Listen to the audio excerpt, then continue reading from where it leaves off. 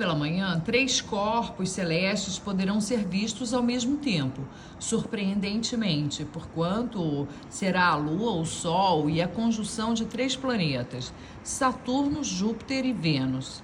Essa conjunção gera uma magnitude tal que pode ser vista pela manhã, ainda sob a luz do Sol, porquanto, então, essa conjunção planetária desafia o Sol. Desafia o Sol e desafia, sobretudo, porque está muito próximo da Lua.